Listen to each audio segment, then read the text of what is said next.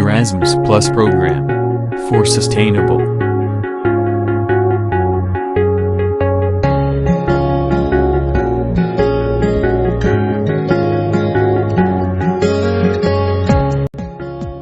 Γεια σας. Με λένε Αφροδίτη.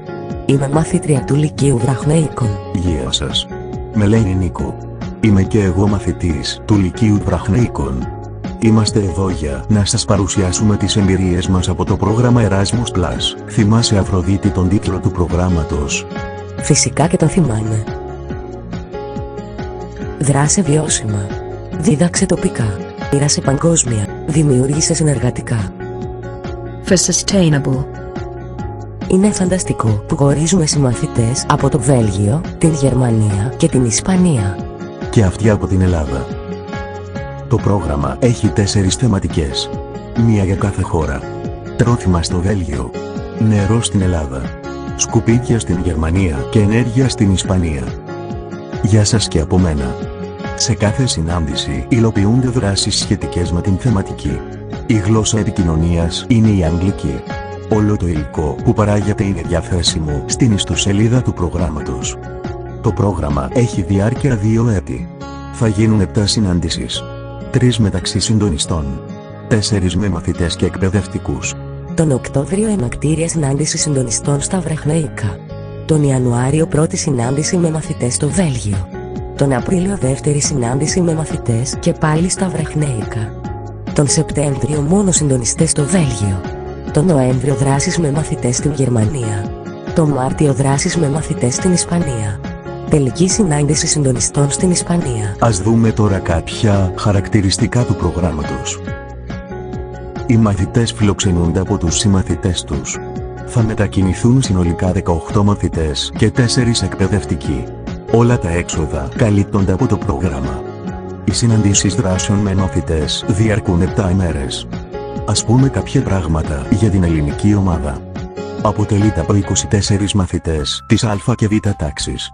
13 κορίτσια και 11 αγόρια. Οι 18 φιλοξένησαν στην συνάντηση του Απριλίου συμμαθητές από τις άλλες χώρες.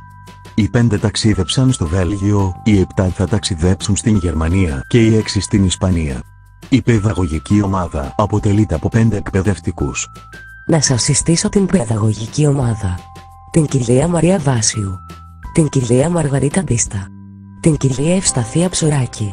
Τον κύριο Αναστάσιο Χασκόπουλο. Και τον συντονιστή του προγράμματος, κύριο Θωμά Σοφία. Και αυτή είναι η ομάδα Εράσμους του σχολείου μας. Τώρα θα δούμε ποια είναι η προστιθέμενη αξία που φέρνει το πρόγραμμα Εράσμους όσον αφορά την ποιότητα στην εκπαίδευση στο σχολείο μας. Οι μαθητές μας συνεργάζονται με συμμαθητές τους από χώρες της Ευρώπης. Ως φιλοξενούμενοι σε τοπικές οικογένειες γνωρίζουν την καθημερινότητα, τα ήθη και έθιμα της χώρας. Διευρύνει τις οπτικές παραστάσεις, τις γνώσεις και τις δεξιότητες μέσω της άτυπης μάθησης με την επαφή και επικοινωνία σε νέα πολιτιστικά περιβάλλοντα. Γνωρίζουν το πολιτισμό, την κουλτούρα και την νοοτροπία του λαού. Αντιμετωπίζονται τυχόν ξενοφοβικές τάσεις. Βελτιώνει τις πολιτιστικές και κοινωνικές δεξιότητες και βγάζουν μαθητές και εκπαιδευτικούς από το μικρό κόσμο της σχολικής μονάδας. Βελτιώνουν τις δεξιότητες στην αγγλική γλώσσα και στις νέες τεχνολογίες. Γνωρίζουν και συγκρίνουν άλλα εκπαιδευτικά συστήματα. Οι εκπαιδευτικοί συνεργάζονται με ξένους εκπαιδευτικούς και υιοθετούν καλές πρακτικές διδασκαλίας. Το σχολείο ενισχύεται οικονομικά. Να αναφέρουμε επίσης και τα αποτελέσματα που θα προκύψουν από το συγκεκριμένο πρόγραμμα. Ένα ηλεκτρονικό βιβλίο που θα περιέχει όλες τις μεθόδους διδασκαλίας που θα δημιουργηθούν στην διάρκεια του προγράμματος. Ραδιοφωνικές εκπομπές σχετικές με το θέμα μας που θα μεταδοθούν από το διαδικτυακό ευρωπαϊκό μαθητικό ραδιόφωνο. Εφαρμογή σε λειτουργικό Android για κινητά τηλέφωνα και tablet. Βίντεο σποτ με μηνύματα βιωσιμότητας που φιλοξενούνται στο YouTube κανάλι μας. Ιστοσελίδα που περιέχει πληροφορίες και προβάλλει όλες τις δράσεις του προγράμματος. Και πολλές άλλες δραστηριότητες που μπορείτε να δείτε στην ιστοσελίδα του προγράμματος. Η δημιουργία και υλοποίηση της ιστοσελίδας γίνεται από την ελληνική ομάδα. Μπορείτε να μας παρακολουθήσετε στο www.forsustainable.eu Τώρα θα σας παρουσιάσουμε στιγμιότυπα από τις δράσεις μας την τρέχουσα σχολική χρονιά. Να σημειώσουμε ότι το λογότυπο που βλέπετε δημιουργήθηκε από την Ελεάνα Χωράη Σιδερή και ψηφίστηκε ως επίσημο λογότυπο του προγράμματος.